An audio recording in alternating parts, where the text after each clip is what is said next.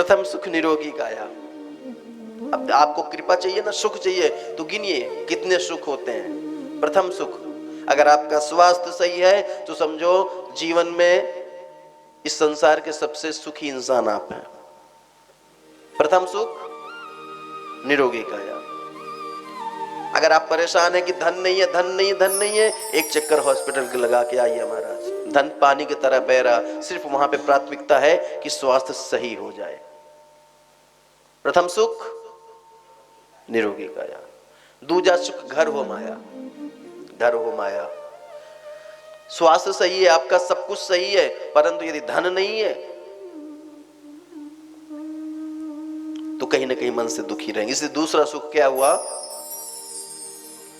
घर में माया हो। माया कैसी माया? जो साधु संतों के भी काम आवे और धर्म कर्म के भी काम आवे और हमारे परिवार का पालन पोषण भी हो जाए, वो शुद्ध माया होती है। अगर ये चीज नहीं होता है तो माया आती है, जाती है, पता नहीं चलता, मन में अशांति देख के जाती है। कल के प्रसंग में सुना था क्या? तुम ही निवेदित भोजन करही। जो भी समर्पित है, जो भी प्रभु का दिया हुआ है, प्रभु को ही अर्पण कर दे महाराज, और उसके बाद भोग भोगें तो वो प्रसाद बन जाता है और उसको भी ग्रहण करने से दोष नहीं लगता, फिर वो सदा आनंद शांति ही प्रदान करती है। समझ में आ रहा है?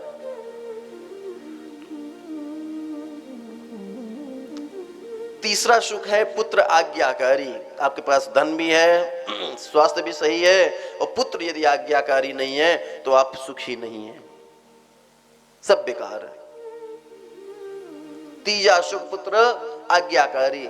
पुत्र आज्ञाकारी होना चाहिए। यदि मान लो आपके पास धन नहीं है, स्वास्थ्य भी आपका सही नहीं है, यदि पुत्र आज्ञाकारी है तब भी आपका जीवन चल जाएगा महाराज। चौथा सुख कुलवती हो नारी।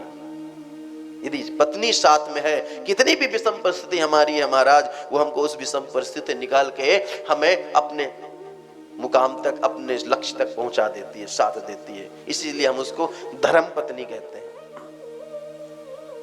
समझ में आ रहा है? पत्नी के आगे धर्म पत्नी लगा हुआ, धर्म पत्नी है वो। क्यों? क्योंकि जो धर्म कर्म करने में सहायक हो, जो धर्म कर्म ही करती हो महाराज, वो धर्म पत्नी है। धर्म शब्द पति के आगे नहीं लगा। यदि पति के आगे धर्म शब्द लगा के देंगे तो थोड़ा गड़बड़ हो जाएगा, क्योंकि प्रभु को भी पता है व्यापार करेगा, सुबह से लेकर शाम तक झूठ बोलेगा, न जाने क्या क्या करना पड़ेगा। धर्म का पालन इससे नहीं हो सकता, इसलिए धर्म नहीं लगाया पति के आगे। पत्नी घर में रहेगी, सुरक्षा बन के रहेगी, शुभ लक्षणों से युक्त होगी, धर्म कर्म करेगी, पति के अपनी गाढ़ी कमाई को दान धर्म में खर्च करेगी, मंदिर आदि में सेवा करेगी, साधु संतों की सेवा करेगी। इसलिए पत्नी धर्म करेगी, इसलिए पत्नी को धर्म पत्नी की संज्ञा दी गई है महाराज। जो पत्नी पति के आर्थिक अर्थ को धर्म में लगावे वो धर्म पत्नी, और जो पत्नी पति की धन को किट्टी आदि में और क्या बोलते हैं, जहाँ पे डेंटिंग पेंटिंग होती, क्या बोलते हैं उसको, वहां पे लगावे, उसको धर्म पत्नी नहीं कहते, उसको सिर्फ पत्नी कहते हैं। कथा में यहाँ से कितने बजे से कथा होती है? यहाँ पे 3:30-4 बजे से शुरू होती है। यहाँ पर 4 बजे से 7 बजे तक सुनो, और उसके बाद शाम को जब पति देव घर आवे ऑफिस से, फिर भोजन वगैरह करें, 9 बजे शयन करते होंगे विश्राम, 9 से 12 उनको सुनाओ भाई। 4 से 7 यहाँ सुनो और 9 से 12 उनको सुनो, चरण दबाते रहो। आज महाराज जी ये कह रहे थे, आज महाराज जी ये कह रहे थे, आज महाराज जी ये कह रहे थे। 9 से 12 सुनाओ। एक व्यक्ति ऐसे ही महाराज हमारे संपर्क के थे, जानकार, कथा में नहीं आ रहे थे। अब जिसे कोई कथा में ना आवे आपका जानकार, तो आप सोचेंगे क्या हो गया कि नहीं आया। चौथे दिन कथा में आया महाराज। हमने कहा क्यों, कहाँ थे? बोले थे तो महाराज गरी में। फिर क्यों नहीं आए और आज क्यों आए सुनने? बोले महाराज रात में 9 से 12 सुनने से अच्छा है कि हम 4 से 7 सुन लें। ये धर्म पत्नी है जो किसी न किसी बहाने से पति को भी खींच लावे कथा में।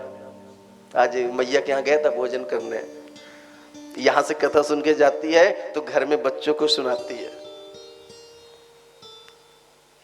क्या नाम है आपका?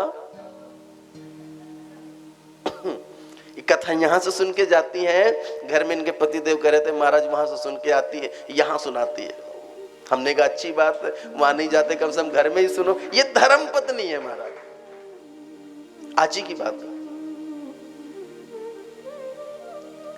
कुछ देवियों को एक शिकायत रहती है कि महाराज, हाँ हमारे यहाँ कहते हैं कि शब्दों को सोच के बोला जाए, शब्दों को सोच के बोला जाए। मां कैकेयी ने वचन लिए परंतु विचार नहीं किया। शब्दों को अगर सोच के नहीं विचारते तो कहते हैं कि चोट का घाव भर जाता है परंतु बोली का घाव नहीं भरता। हमने 80-80 साल की माताओं को बोलते हुए सुना है कि ज्यादा मत बोलो, हमने सुन देखा है, हमने हमारे साथ तुमने क्या क्या किया। भले आपने उसके बाद कितना स्नेह किया हो, कितना प्रेम किया हो, लेकिन वो जो एक ऐसी घटना कोई ऐसी होती है जो हृदय में बैठ जाती है और फिर वो हमेशा याद आती है। महाराज कहते हैं कि बोली के घाव नहीं भरते, गोली के घाव भर जाते हैं।